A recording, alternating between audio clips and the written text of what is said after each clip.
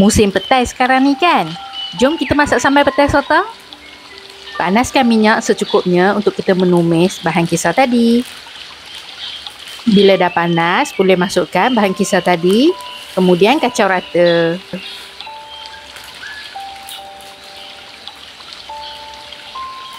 Kemudian boleh masukkan sebatang serai yang telah diketuk.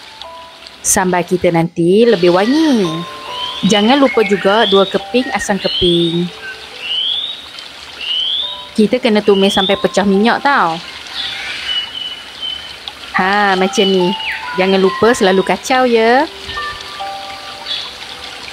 Bila dah nampak kering macam ni, boleh tambahkan gula dan garam ikut cita rasa sendiri.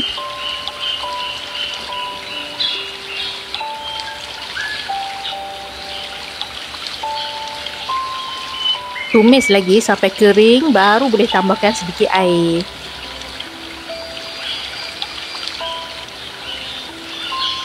Dah kering macam ni, boleh masukkan air sikit.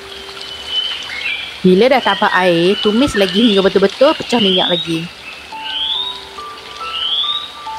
Macam ni lah pecah minyak selepas kita tambah air tadi. Kemudian kita dah boleh letak sotong kita. Macam saya guna sotong ring je, murah sikit. Lagipun kalau kena dengan gaya masak, memang sedap dan tak liat pun. Tips tak nak sotong ring ni liat, jangan masak terlalu lama. Jangan sampai kecut sotong tu, barulah tak liat. Bila dah gaus bati sotong ni, boleh masukkan petai yang telah kita kupas. Kalau nak buat versi yang potong sekali dengan kulit petai pun boleh je.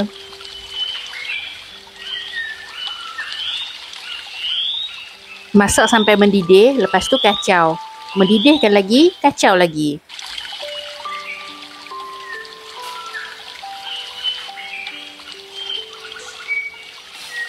Tengok macam ni dah siap. Boleh tutup api. Kira lepas masukkan sotong tu, masak dalam 10 minit lebih kurang. Jangan lama sangat, nanti liat. Yang ni dah boleh dihidang, jemput makan. Selamat mencuba tau.